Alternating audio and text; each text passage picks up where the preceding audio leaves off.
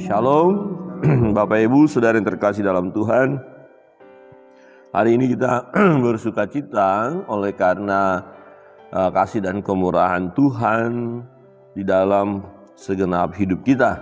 Bapak Ibu, kita melanjutkan pembacaan firman Tuhan dari Mazmur pasal 73. Ini merupakan satu pergumulan dari sang pemazmur. Ya, dia bergumul melihat kenyataan dalam kehidupan secara manusia, orang-orang yang tidak menyembah Allah, justru dia lihat orang-orang itu yang bahagia secara dunia, mereka diberkati dan bahkan mereka melawan Allah ya. Tapi sepertinya kok Allah berdiam saja. Mari kita melihat kebenaran firman Tuhan. Dalam Mazmur pasal 73 ada 28 ayat. Ya. Kita akan baca bersama-sama. Dalam pergumulan ini kesimpulan daripada sang pemazmur adalah dia tetap menyembah Allah. Ya, dia tetap menyembah Allah. Di ayat 1 sampai ayat 22 itu satu pergumulan. Dan di ayat 23 sampai 28 itu kita lihat keputusan dia. Mari kita melihat ayat 23. Ya, 23 sampai 28 kita baca bersama-sama. 1, 2, 3. Tetapi aku tetap di dekatmu, engkau memegang tangan kananku. Dengan nasihatmu engkau menuntun aku, dan kemudian engkau mengangkat aku ke dalam kemuliaan. Siapa gerangan ada padaku di surga selain engkau? Selain engkau tidak ada yang kuingini di bumi. Sekalipun dagingku dan hatiku habis lenyap, gunung batuku dan bagianku tetaplah Allah selama-lamanya. Sebab sesungguhnya siapa yang jatuh padamu akan binasa. Kau binasakan semua orang yang berzina dengan meninggalkan engkau. Tetapi aku suka dekat pada Allah. Aku menaruh tempat perlindunganku pada Tuhan Allah, supaya dapat menceritakan segala pekerjaannya. Nah, ini satu keputusan, komitmen yang luar biasa. Di awal dia mulai ada keraguan-raguan, ada kebimbangan karena melihat fakta yang diberkati, ya tanda kutip ya, yang diberkati itu malah mereka yang jauh dari Tuhan. Kenapa mereka yang jauh dari Tuhan? Coba kita lihat, dikatakan, ya, sesungguhnya Allah itu baik bagi mereka yang tulus hatinya, bagi mereka yang bersih hatinya. Ini pernyataan daripada sang pemazmur. Ya, ini imannya, keyakinannya yang luar biasa. Tetapi ayat 2 kita lihat. Tetapi aku sedikit lagi, maka kakiku terpleset, nyaris aku tergelincir. Jadi nyaris dia punya pandangan yang keliru, ya, tentang Allah. Melihat kenyataan yang ada, nyaris aku tergelincir. Hampir dia melakukan satu tindakan yang tidak memuliakan Tuhan. Ya, hampir dia membuat satu pernyataan yang tidak benar, yang mendukakan hati Allah. Hampir, nyaris aku tergelincir. Dikatakan apa sebabnya di ayat 3? Sebab aku cemburu kepada pembual-pembual kalau aku melihat kemujuran orang-orang fasik. Jadi melihat orang-orang fasik, kok mereka itu aman-aman aja sih, mujur, kok enggak ada masalah sepertinya. Kenapa ini? Ya, kira-kira begitu ya. Sebab kesakitan tidak ada pada mereka, sehat dan gemuk tubuh mereka. Jadi orang yang tidak menyembah Allah ini, orang yang tidak mau tahu tentang Tuhan, mereka yang melakukan hal yang jahat, mungkin korupsi kah, apalah, kejahatan macam-macam lah, menipu lah dan lain sebagainya. Dan mereka aman-aman saja gitu loh. Kok baik-baik amat, sehat-sehat juga, gemuk tubuh mereka. Ayat yang kelima, mereka tidak mengalami kesusahan manusia, dan mereka tidak kena tulah seperti orang lain. Nah, dia melihat ya ada orang-orang yang menyembah Allah, mereka juga yang sakit menyembah Allah, tapi mereka hidupnya seperti itu, ekonominya susah, padahal mereka menyembah Allah. Ini gimana ini kan, kira-kira begitu. Nah, sebab itu mereka berkalungkan kecongkakan dan berpakaian kekerasan. Ya, orang fasik tadi jadi sombong ya, kaya mereka, banyak uang, sehat juga. Wah, bisa perintah orang lain sesuka hatinya, sombong ya. Dengan kecongkakan karena kegemukan kesalahan mereka menyolok, hati mereka meluap-luap dengan sangkaan. Mereka menyindir, mengata-ngatai dengan jahat, hal pemerasan dibicarakan mereka dengan tinggi hati. Jadi kalau berbicara mengenai hal ya pemerasan, bisa menipu orang, dia dapat untung gede-gedean dengan cara yang tidak sesuai dengan kebenaran, tidak ada masalah bagi mereka. Misalnya gini, waduh bagaimana bisnis kita, mantap, pokoknya suap aja lah itu.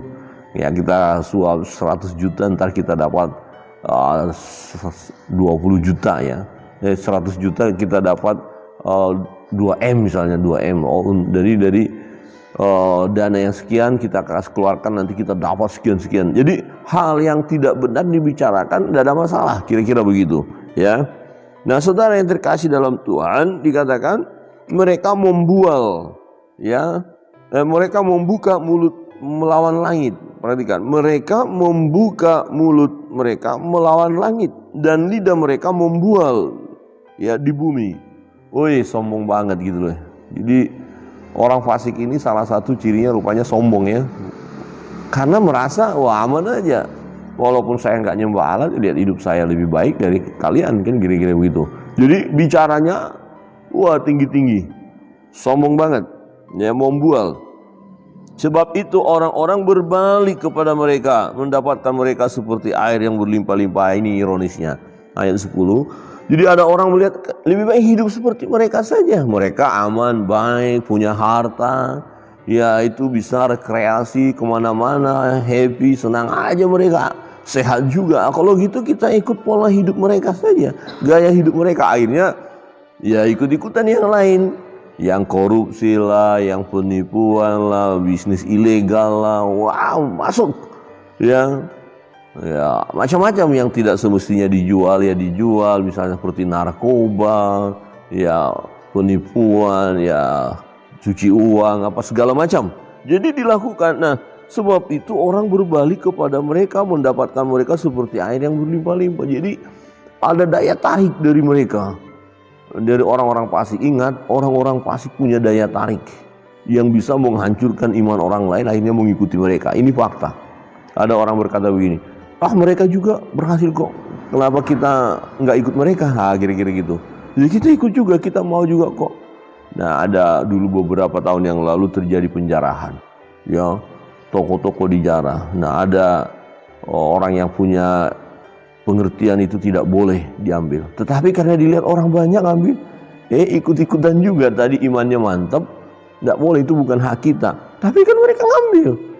Ngapain kita nggak ngambil punya, supaya kita punya juga daripada kita nggak makan, goncang dan ikut-ikutan. Jadi waktu ditanyain kenapa, ya ikut-ikutan saja, orang lain ngambil kok, ya saya juga ikut.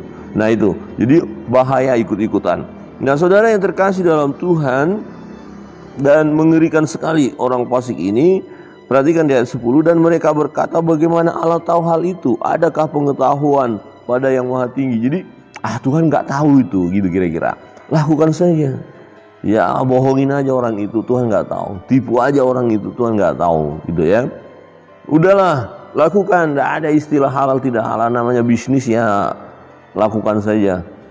Ya yang penting kita dapat uang, yang penting ada keuntungan, yang penting kita kerjakan. Ya kita kan bukan duduk-duduk. Tapi caranya tidak benar, udah nggak usah terlalu peduli. Tuhan tidak tahu hal itu. Nah mengerikan ya. Ini teologianya kacau banget. Nah memang orang fasik ya tidak berpikir bahwa segala sesuatu harus dipertanggungjawabkan di hadapan Tuhan. Ini sangat mengerikan sekali.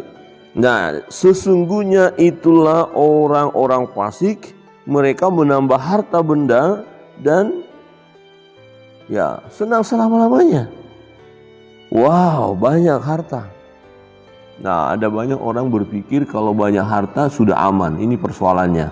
Ketika ada seseorang ya yang kita lihat bagaimana dalam perjanjian baru dikatakan ada seorang berkata begini, aku mau kumpulkan harta, masukkan ke lumbung.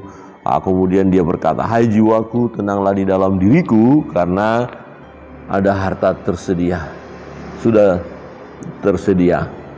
ya suku cadang banyak gitu ya. Tetapi kemudian Tuhan datang, hei orang kaya yang bodoh, ya malam ini nyawamu akan saya ambil. Siapa yang akan menikmati harta yang ditumpuk tadi? Gak ada. Jadi kalau saudara mengumpulkan ya harta saudara, tapi saudara akhirnya kehilangan nyawa untuk apa? Ya tetapi orang fasik tidak peduli. Orang fasik itu dia akan lebih nyaman kalau memang hartanya banyak. Masalah kematian gak dipikirkan, ya mati sudah. Setelah itu apa yang akan terjadi nggak pernah dipikirkan. Saudara yang terkasih dalam Tuhan, mereka menambah harta mereka, senang selamanya secara manusia. Dan ini yang menjadi pergumulan. Ayat yang kedua sampai ayat ke-12 ini pemandangan yang membuat sang pemazmur mulai putar otak. Ini gimana? Ya. Nah, ayat 13. Sia-sia sama sekali aku mempertahankan hati yang bersih dan membasuh tanganku tanda tak bersalah. Namun sepanjang hari aku kena tulah dan kena hukum setiap pagi. Seandainya aku berkata, ya aku mau berkata-kata seperti itu, maka sesungguhnya aku telah berkhianat kepada angkatan anak-anakmu ini. Jadi dia nyaris, yang dimaksud nyaris tergelintir itu apa? Yang ini di ayat 13, 14 itu. Jadi kalau dia sempat ngomong, sia-sia kita berdoa, udah gak usah berdoa. Sia-sia menyembah Allah, sia-sia doa pagi. Anda doa pagi tapi hidup Anda seperti ini. Udahlah gak usah doa pagi. Kalau itu dia omong, ya berarti dia telah berkhianat kepada angkatan. Artinya sudah mengajarkan ajaran yang keliru. Betapa banyaknya orang yang akan hancur imannya. Jadi kalau saudara mengatakan udah tidak usah berdoa, doa pagi nggak ada gunanya. Oh nggak usah menyembah Allah nggak ada gunanya. Toh kita seperti ini. Nah lihat orang-orang yang tidak menyembah Allah, bukankah mereka yang diberkati? Bukankah mereka yang hidupnya bahagia? Bukankah mereka yang punya harta? Nah kalau kita sebagai orang percaya sampai mengatakan sia-sia sepanjang hari kita menyembah Allah, sia-sia menjaga hidup kudus. Ngapain tadi kita ditawarin untuk terjadi apa? Korupsi, kita ditawari untuk menipu, kita ditawari untuk bisnis ilegal, kita tidak mau. Dan akhirnya hidup kita seperti ini. Lebih baik kita mau aja, udah nggak usah peduli tentang Tuhan. Nah bahaya. Jadi kalau kita katakan sia-sia sama sekali aku mempertahankan hati yang bersih dan membasuh tangan tanda tak bersalah. Ya kalau kita sampai bicara itu sia-sia, ini kita menjadi mengkhianat ya, artinya berbahaya sekali ya. Ini bisa terjadi. Mungkin Bapak Ibu pernah mendengar ada orang yang orang percaya setia kepada Tuhan, tapi karena hidupnya seperti itu, seperti itu dalam pengertian ya tidak kaya, ya juga kadang-kadang sakit, ya kadang-kadang juga menderita. Nah sementara orang yang lain malah hebat ya, padahal mereka tidak mau tahu tentang Tuhan. Justru mereka yang punya rumah bagus, ya punya kendaraan yang hebat dan macam-macam. Ya mereka bisa pesta kemana-mana. Nah kok kita seperti ini? Nah jangan sampai kita berkata, kalau begitu udahlah kita ikut gaya mereka. Kayaknya sih sia-sia sih doa pagi ini, sia-sia sih melayani Tuhan, sia-sia menjaga hidup kudus, menjaga hati bersih, sia-sia. Tidak, saudara yang kasih, tidak. Nah, jawabannya adalah di ayat 16 ya. Tetapi ketika aku bermaksud untuk mengetahui hal itu menjadi kesulitan di mataku. Jadi ingin dia mendapatkan rahasia. Kenapa Tuhan seperti ini?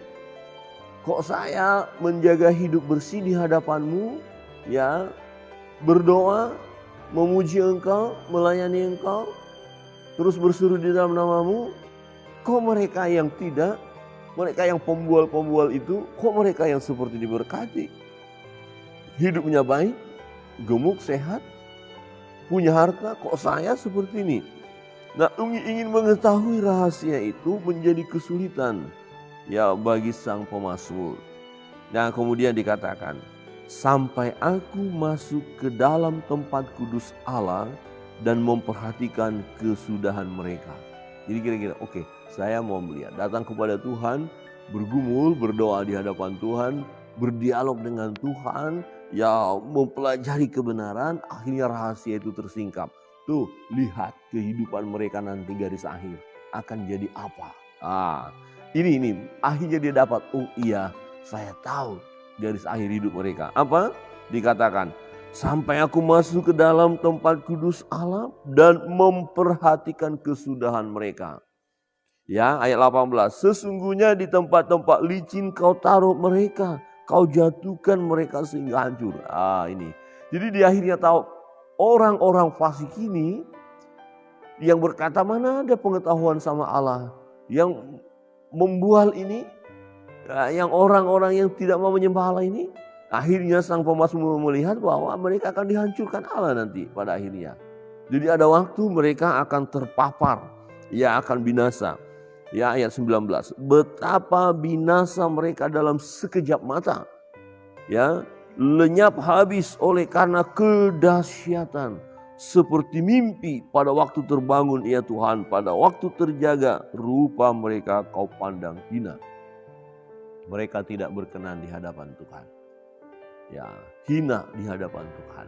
Jadi hidup mereka itu sebenarnya sesuai dengan firman Allah itu dikatakan segera lenyap, ya, binasa mereka sekejap mata seperti orang yang bermimpi. Jadi kalau orang itu kaya raya dan lain sebagainya tapi di luar Tuhan, itu sebenarnya seperti bermimpi. Pernah saudara bermimpi jadi orang kaya hebat?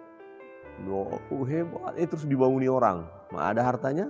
Tidak ada, lenyap, ya. Jadi tidak mendapatkan apa-apa. Ya ada itu cerita itu, dia dapat harta, dia mulai senang, dia ambil. Tiba-tiba dia dibangunkan. Aduh, mana hartaku? Hartamu mana? Kau mimpi. Jadi kalau kita berada di luar Tuhan, kalau kita orang fasik itu sebenarnya apapun yang kita lakukan itu kita sedang bermimpi saja. Berarti kebahagiaan itu semua, harta itu semua, ya dinikmati, tapi dinikmati seperti dalam mimpi. Kenyataan ketika bangun lenyap, sesuai dengan lenyapnya orang fasik itu. Jadi orang fasik akan lenyap, ya seperti mimpi. Ketika hatiku merasa pahit dan buah pinggangku menusuk rasanya, aku dungu dan tidak mengerti seperti hewan aku dekatmu. Dikatakan, tetapi aku tetap dekatmu, engkau memegang tangan kananku. Jadi ini hasil pergumulannya, oke, gak apa-apa, saya mau seperti hewan dungu pun yang tak tahu apa-apa. Yang terpenting aku dekat dengan Allah. Jadi dalam hidup kita adalah Bapak Ibu, yang utama dekatlah dengan Allah. Amin.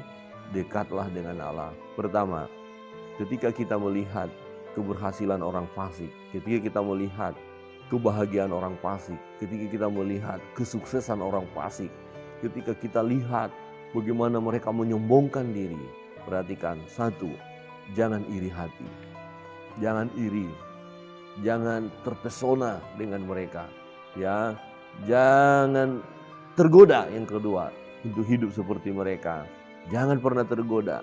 Memang ada orang lain mulai tergoda mengikuti mereka, jangan, ya, jangan iri hati. Jangan cemburu dengan mereka tadi, jangan tergoda. Ini yang penting, jangan ikuti, pertahankan hidup kita yang benar. Yang ketiga adalah sungguh bahwa hidup benar yang kita lakukan tidak sia-sia. Hidup benar yang kita lakukan tidak sia-sia. Pandang mereka yang hari ini, saat ini mungkin hebat, luar biasa, tapi di luar Tuhan, mereka sedang dalam mimpi. Ketika bangun semuanya sudah tiada. Tuhan akan menghancurkan mereka.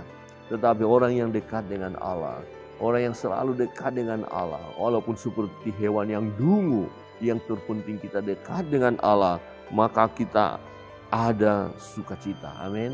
Ada kebahagiaan. Jadi tidak sia-sia kita menjaga hidup bersih di hadapan Allah, menjaga hati kita kudus. Tidak sia-sia kita berseru di dalam Tuhan, menyebut nama Tuhan sepanjang hari. Tidak sia-sia. Bapak Ibu Saudara yang terkasih dalam Tuhan, adakah kita mau mengambil komitmen dalam hidup ini bahwa aku mau dekat dengan Allah? Dekat dengan Allah.